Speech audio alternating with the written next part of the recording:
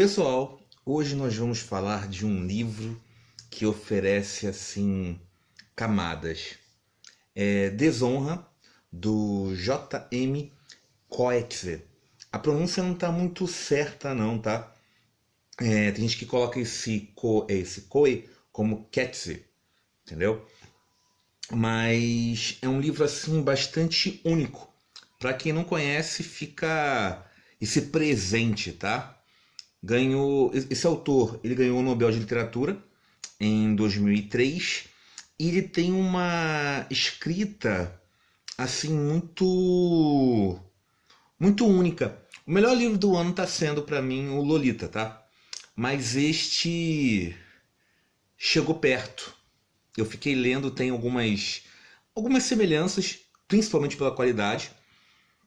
Ele lembra para mim o Graciliano Ramos na questão de a economia de cada uma das palavras que são colocadas.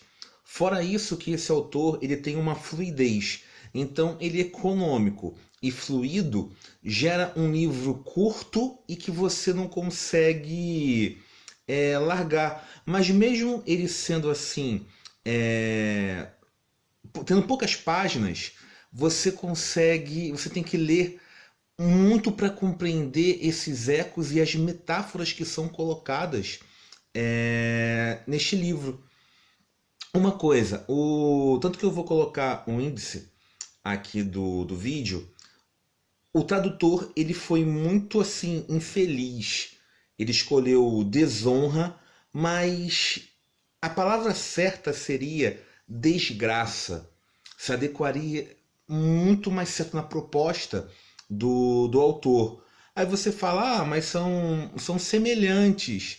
Não, porque assim como tem os ecos que são colocados nas mensagens, a desonra, ela mas a desgraça tem a ver com o que acontece na África, o que acontece com o personagem, e são as desgraças recorrentes. Tá, também serve desonra, mas não tem vamos dizer assim, a desonra está dentro da desgraça, mas a desgraça, neste caso específico deste romance, não está dentro da desonra, tá? É uma questão assim de compreensão. Detalhe que, falando em em desgraça, né? Esse aqui não é o primeiro livro que eu adquiri. Eu peguei uma outra versão. Eu falei, nossa, eu sei que vou encontrar uma boa leitura. Eu vou adquirir de um formato melhor. E eu acabei pegando em uma capa dura com tecido. Ou seja, um convite para ácaro, né? Mas era cinza. Aí eu, nossa, tá aqui. Eu acabei tendo uma crise. Aí eu falei, uma crise respiratória, era do tipo, caramba, eu vou ter que jogar o livro fora. Aí eu acho que eu vou doar, mas e se outra pessoa também vai acabar passando mal por um livro que eu estou dando? Então, eu fiquei até triste, porque você está... Acho que jogar um livro fora é quase como se fosse queimar um livro, né? Mas justamente para não incorrer esse livro, acabei comprando esta versão. Falei, não vou desistir da leitura, porque eu tinha lido algumas páginas e tinha assim, falo, nossa, gostei do estilo do escritor. Então eu com certeza vou querer ler esse livro. E como também eu não gosto muito de ler no arquivo digital, chama-se das velhas antigas, eu acho que talvez para as novas gerações, quando você não se acostuma a folhear as páginas e ter esse contato, você não sabe o que perde. Tem a questão, é claro, de ser mais ambiental, mas você não... Se você não se acostumar com isso, você não tem tantas perdas, tá? Então, é a mesma coisa com o hábito de ouvir músicas. Atualmente nós ouvimos músicas em termos pela internet, mas antigamente se compunha, se reunia à noite, faziam essas reuniões familiares, só que isso vai se perdendo se adequar ao ritmo moderno que nós estamos, tá? E a mesma coisa na questão do livro físico e digital. A tendência é, pouco a pouco, esse hábito vai esmiuçando. Aí é só para voltar aqui para o ponto que é para falar da obra, tá? Como é que eu começo falando disso? Temos o personagem principal, o David Louis, que é um professor universitário, e ele está com seus 52 anos. Aí já é a primeira camada. Ele dá uma aula que nem ele acredita. Então, este livro, ele trabalha muito bem assim um contexto moderno, global, apesar de ser um livro de 99, isso se deve pelo autor, porque ele é africano, ele vai para os Estados Unidos, ele vai para a Holanda, depois ele acaba morando na Austrália. Ele tem toda uma vivência de globalização, como nós estamos agora situados. Essa mistura. E o que acontece? Esse professor, ele acaba... Ele tem uma vida sexual muito assim... Não falo monótona. Não é só a vida sexual que é monótona. A vida dele em si é. Ele consegue um equilíbrio. Ele de vez em quando, isso deixa-se entender, sai com algumas alunas, incorre esse erro. Ele já foi divorciado, não apenas uma, como 2 vezes. Tem-se uma filha, que mais tarde nós vamos abordar sobre ela. E ele mantém até um contato com a última ex, que não é a mãe da sua filha, tá?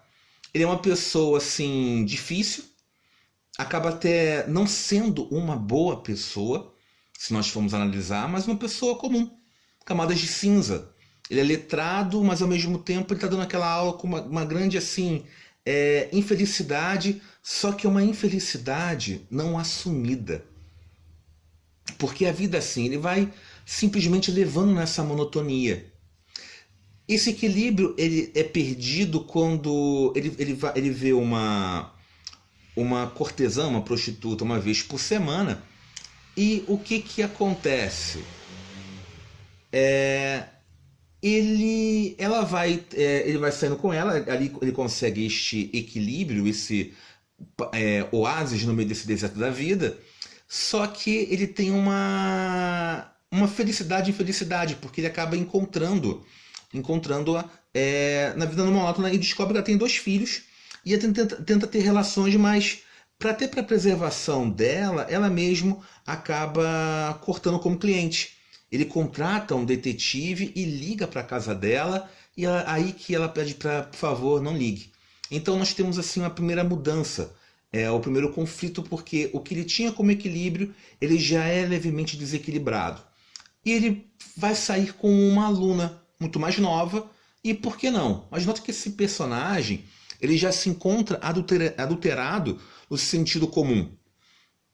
E esta aluna, ela acaba o denunciando, tanto pela presença do namorado, quanto pelos pais. Essa denúncia, a cena que de vários conflitos, né? Temos conflitos aqui de geração, até a questão do personagem que ele fala que eu não concordei com este argumento, um dos poucos que eu não concordei no livro, que ele fala que a metade da literatura mundial se trata do velho tentando se impor ao jovem na questão de reprodução. E eu acho que não é isso, tá? Eu fui fazendo alguns casos mentais em termos de comparação, assim, fazendo uma porcentagem, e eu falei, não é não. Se ele falasse que fosse simplesmente sobre romance, poderia concordar, né? Principalmente música, nossa. Ai, ai. Sertanejo universitário é com você. Mas o que acontece? Então ele acaba entrando ali em desgraça quando denuncia, e ele perde assim o emprego e os bens, e também por culpa dele, não apenas do erro, mas a questão de como ele se comportou frente a esse erro. Faz-se um pequeno conselho da universidade para ter uma conversa. E detalhe que isso não é ainda não estamos em meios legais completamente. Mas nós já temos aqui a primeira metáfora que é o que aconteceu na África pós-apartheid. O que acontece? Nós não temos um julgamento dos crimes. Nós temos ainda um entendimento, uma reunião, de conciliação para tentar entender o que se cometeu para depois julgar. Mas esse conselho ele acaba tendo algumas exigências. E olha que assim, de novo, as camadas que são colocadas. O David ele acaba encontrando ensinamento não no campo universitário, mas fora, quando ele é retirado em termos de vivência. E o que acontece também? A coisa mais laica que acho que existe acaba sendo o próprio ensino. E a origem das universidades acaba tendo relação com as igrejas. Então nós temos uma discrepância e um julgamento igual que se impõe a ele nesse pleno conselho. Porque eles não querem apenas entender o que aconteceu. Eles também querem uma expiação e uma forma de como se comportar à frente. Quer que ele realmente reconheça esse erro, se arrependa e se mostre arrependido e, é claro, defendendo a instituição. Então, o que acontece? O Laurie, ele acha que não se deve ter essa camada assim. Eu me reconheço culpado, seja lá o que for que ela disse, eu sou o culpado e acabou. Vocês já conseguiram o que quer de mim. Mas David, se comporte, você vai acabar perdendo o emprego e não está fácil. E ele não aceita sobre isso. Então é a primeira desgraça se impondo por uma questão de personalidade que ele faz a si mesmo e os outros acabam fazendo uma pena máxima, ele perde o emprego, os direitos da universidade sobre a pensão e ele está fora. Então ele acaba ficando assim, perdido deste mundo, porque a vida mediana dele, lembre-se sempre que isto é na África, e é numa África pós-apartheid, ou seja, eram mundos conciliatórios. Isso leva um paralelo muito grande frente ao Brasil. A classe média alta, vive em outro Brasil. Então você encontra aqui, tanto na África quanto na América Latina, as semelhanças, tá? A questões assim, culturais em termos de violência. Eu me vi lendo esse livro e eu falei, nossa, tem algumas coisas assim muito identificáveis. Isso me gerou até um pouco de incômodo, tá? E tem até decisões assim que um personagem faz mais à frente, que aqui não é um livro puramente ficcional. O autor ele tenta assim entremear com o que é real. Então você pensa que um personagem vai pegar uma arma e vai sair se vingando. E me diga, quantas pessoas fazem isso? Você faria isso? Não, você liga para a polícia, você quer um crime que seja desvendado e usado porque você já fez a sua parte, já está fazendo o seu papel social. Então, a maioria de nós não somos heróis, simplesmente somos o que somos. E esse personagem, ele é assim. Mas o que acontece? Ele realmente é cinza. Voltando no termos do ponto, ele vai tentando reconectar. Sobrou apenas a filha, né? E que ele não tinha muita ligação. E essa filha mora ali numa. Não é nem uma fazenda, é um pedaço de terra com meio rural. Ela tem uma outra orientação sexual. Ela é lésbica. E ele vai até ela e ela sabe do problema, mas já temos aqui uma mudança. Tanto que, como eu chegasse na parte, eu falei, nossa, o livro ficou chato, tá? E temos uma virada de trama. Então são muitas viradas para um livro tão curto. O que acontece com essa filha? Gente, aí vai um spoiler, tá? Estamos aqui... Se me perguntar, o livro vale a pena? Pra caramba.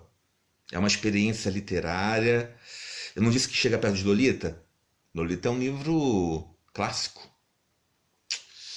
Um dos 100 melhores do mundo. E desonra como chega, tá? Eu recomendo demais essa leitura. Então pare, vá ler e se quiser, volte aqui mais tarde. Ou aqueles curiosos de plantão, fique por conta e risco. Eu pelo menos alertei do spoiler. Mas voltando, 3 rapazes passam e eles estão a feira de cura de cachorros, né? Cachorros de raça, estão passando ali com 2 ou 3 cachorros. E esses 3 rapazes, eles voltam, acabam estando na casa e querem fazer um telefonema. E a filha guarda os cachorros. E quando ela está guardando, você fica, não faça isso.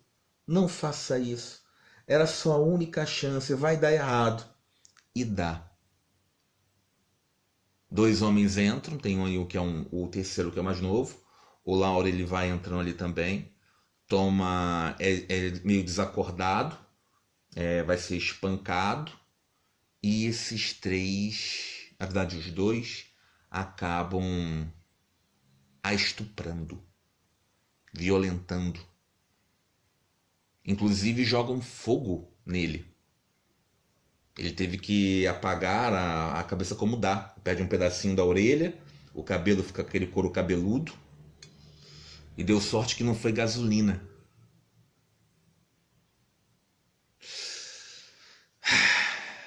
E aí você passa uma desconstrução, porque, de novo, nós temos uma semelhança. Se ele agrediu a filha de antes, aquela aluna, e foi com o Isaac também, agora agridem a filha dele. E a filha também não consegue se comunicar. Ele, para um professor de literatura que ensina comunicação, ele não consegue se comunicar com a filha. Ele exige que ela tome alguns procedimentos, só que ela não quer se abrir. Ela tem o mesmo defeito e agora nós temos uma expiação, um encontro. O que pós-apartheid, uma camada do povo que foi tão oprimida, agora passam a ser eles sendo os opressores, tem que se adequar. Nós temos uma cultura europeia com uma cultura africana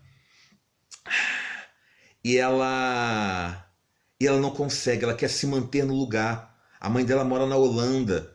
Por que ela não vai, ela não muda? Ela quer se conversar, ela quer se conciliar com isso, ela quer ser mantida em paz. E ela não e tem uma dificuldade que acaba sendo uma agonia. Você fala, por que ela não fala? Por que ela simplesmente não toma uma decisão? Ela está fazendo escolhas tão erradas quanto o pai. Mas ela o faz. E ele, por sua vez, acaba sabendo quem foi um dos envolvidos. Por que você justamente não pega uma arma e vai se vingar com as suas veias? Por que não toma uma providência como um homem? Mas assim é a vida, essa dificuldade. Quando te agridem, você não sabe o que fazer, como se portar, e até o mesmo o que deveria ser o certo e errado. Ele dizendo, eu sei que você é uma forma de expiação dos seus pecados, mas não faz. E os cachorros aqui são muitas metáforas que são utilizadas. A filha dele acaba ficando grávida de um dos estupradores e decide se manter o filho. E ele, por sua vez, acaba escolhendo uma profissão que o seu eu anterior completamente rechaçaria. E ele vai se vendo e vai se tornando um cão, assim como ela. Por isso que algumas versões deste livro, a capa é um cachorro, que é super a ver, porque ele está combatendo o envelhecimento, ele não está aceitando e ele acaba realmente vestindo o capuz de como ele vai. Ele vai trabalhando em sacrifício de animais. Sacrifícios de animais que se reproduziram demais e ao mesmo tempo não foram aceitos. Não estou falando nem que eles também acabam tendo erros, ficaram doentes e isso é envelhecimento. Mas animais que não conseguem, você coloca de novo uma comparação sobre justamente os africanos. pelo seu excesso de população, a não comparação com os recursos, a questão da doença, a questão de simplesmente da deformidade. Então, para ele muito forte. E quando ele acaba sendo um amante com mulheres mais jovens, ele fica com uma mulher na idade dele que de forma alguma ele ficaria antes com ela. Ele faz amor em um cobertor. Na verdade, são dois cobertores, um cinza e um rosa, como se ajudasse, que certamente aquele cobertor estaria impregnado de carrapatos. Por mais que ela se preparou, o chão está. O lugar é horrível. Ele decide permanecer perto da filha. E ela realmente não mudando, e a sua linhagem vai estar eternamente misturada por esse crime. E isso é o que faz uma desgraça que não consegue ser evitada e incorreu na África. É um livro que você vai produzindo assim muitas pulsações, tá? Acho que a forma certa, a palavra correta seria ecos. Você fica, por que ele não fez isso? Há um senso não é não dito, mas do tipo, isso realmente tem implicação. Ecos. Melhor mesmo para ter essa personificação. Mas a infelicidade de quem o traduziu. Eu vou ler um trechinho. Sei que o vídeo ficou muito longo.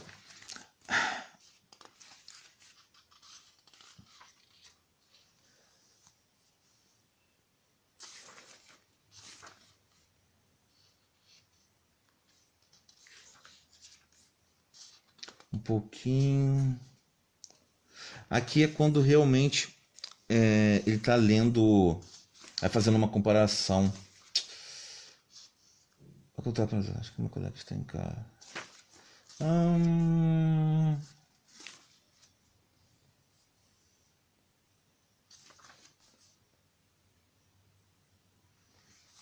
Tá.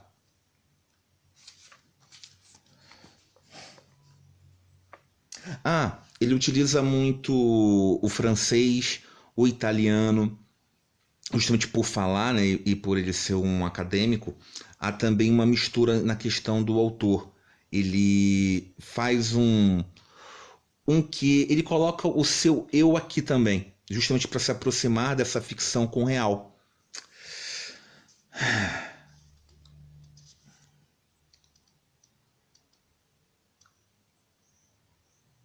Geralmente há um burburinho de conversa dos estudantes.